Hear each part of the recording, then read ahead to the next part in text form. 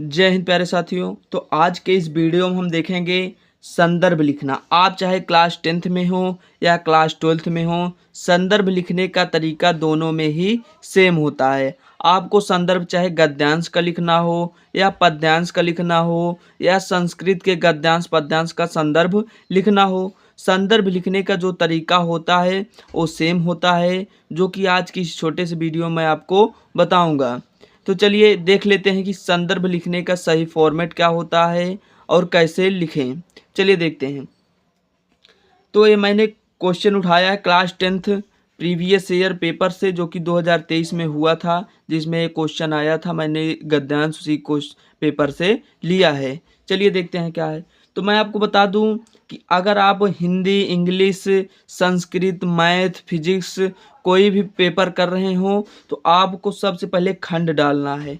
खंड डालना बहुत ज़रूरी होता है, क्योंकि खंड से एग्जामिनर को पता चल जाता है कि आपने कौन से खंड का क्वेश्चन सॉल्व किया है। खंड डालना है, उसके बाद प्रश्नोत्तर संख्या डालनी है। और अगर आपने अथवा क्वेश्चन किया है, जो अथवा दिया रहता है, अथवा क्वेश्चन किया तो आपको नीचे अथवा भी डाल देना है। इस तरीके से करना है।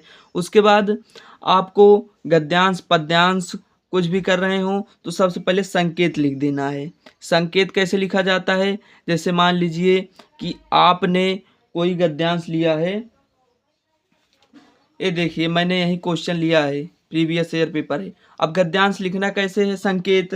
तो संकेत लिखने के लिए आपको सबसे पहले हेडिंग डालना है संकेत। उसके बाद जो आपका पेपर होगा उसमें से मान लीजिए 2 या 3 अक्षर ऐसे उठा लीजिए और इसको आगे लिख दीजिए। उसके बाद डैश डैश करके ऐसे लास्ट का आप 2-3 अक्षर उठा लीजिए, जैसे आपके पास जगह हो, जैसे मैंने किया है। देखिए संकेत डाला हूँ, उसके बाद अश्वरोही पास, फिर डैश डैश में जाती हूँ। तो इस तरीके से आपको गद्यांश या पद्यांश में संकेत डालना है, जिससे कि एग्जामिनर को पता चल जाए कि आपने कौन सा गद्यांश या पद्यांश किया है।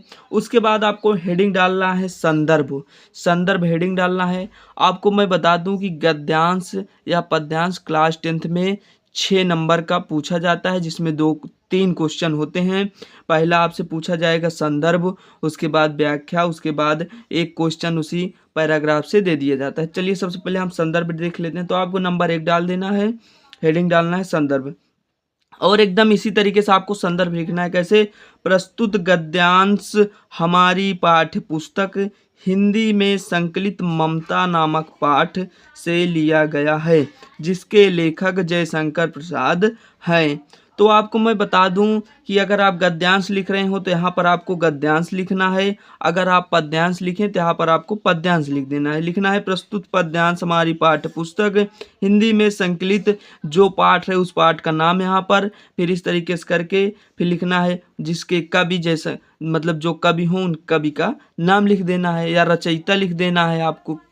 ठीक, तो इस तरीके से आपको संदर्भ लिखना है। प्रस्तुत गद्यांश हमारी पाठ्य पुस्तक हिंदी में संकलित ममता नामक पाठ से लिया गया है, जिसके लेखक जयशंकर प्रसाद हैं।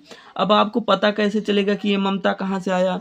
तो ये ममता जो आपके हिंदी में पाठ है ममता, उस पाठ से आया था ये हमारा पैराग्राफ। तो उसका नाम ममता था पाठ का, जिसके लेखक जयशंकर प्रसाद हैं। तो इस तरीके से आपको लिखना है। उसके बाद ये हो गया संदर्भ हमारा। अब इसी फॉर्मेट में आपको लिखना है। आप पद्यांश के लिखेंगे तो यहाँ पर पद्यांश डाल देंगे, पाठ का नाम डाल देंगे और यहाँ पर उस कवि या लेखक का नाम डाल देंगे। अगर आप क्लास 12th में हैं तो आपको भी इसी तरीके से करना है एकदम। यहाँ पर गद्यांश की जगह आप पद्यांश डाल देंगे, जो लिखे मतलब गद्यांश या पद्यांश वो डाल देंगे और क्वेश्चन आंसर अपना चेंज कर देंगे। तो इस तरीके से हम अपना संदर्भ लिखेंगे। उसके बाद व्याख्या आपको पूछा जाता है क्लास 10th में, तो आपको हेडिंग डालकर पूरे व्याख्या कर देना है। जो लाइन अंडर जो अंडरलाइन है, जैसे आपको दिया गया है ये जो अंडरलाइन है, इसको आपको व्याख्या करना रहता है। देखिए रेखांकित अंश लिखा ना, तो रेखांकित अंश मतलब जो अंडरलाइन है, तो इसकी आपको व्याख्या करनी रहती है। तो अगर अभी मैं व्याख्या इसमें बताऊंगा तो बहुत ज़्यादा समय लग जाएगा और मैं आपका ज़्यादा समय लेना नहीं चाहता। तो व्याख्या मैं किसी और वीडियो में बना दूंगा, शॉर्ट वीडियो में। तो चलिए आज हम, तो इसके बाद हमारा जो तीसरा क्वेश्चन पूछा जाता है आपसे, देखिए तीसरा क्वेश्चन जो पूछा गया है, ममता के जीवन आजीवन भयभीत रहने का कारण क्या था। तो आपको इसी पैराग्राफ में ढूंढ लेना है ममता के आजीवन भयभीत रहने का कारण क्या था। जब आप इसको पढ़ेंगे पूरा तो आपको यहाँ पर मिल जाएगा, मैं आजीवन अपनी झोपड़ी के खोदे जाने के डर से भयभीत रही। इस प्रकार से आपको इसमें लिख देना है हेडिंग डालकर, मैं आजीवन अपनी झोपड़ी के खोदे जाने के डर से भयभीत रही। आशा करता हूँ आप लोग को संदर्भ समझ में आ गया होगा। संदर्भ लिखना, और वीडियो अच्छी लगी हो तो वीडियो को लाइक, चैनल को सब्सक्राइब करना मत भूलिएगा।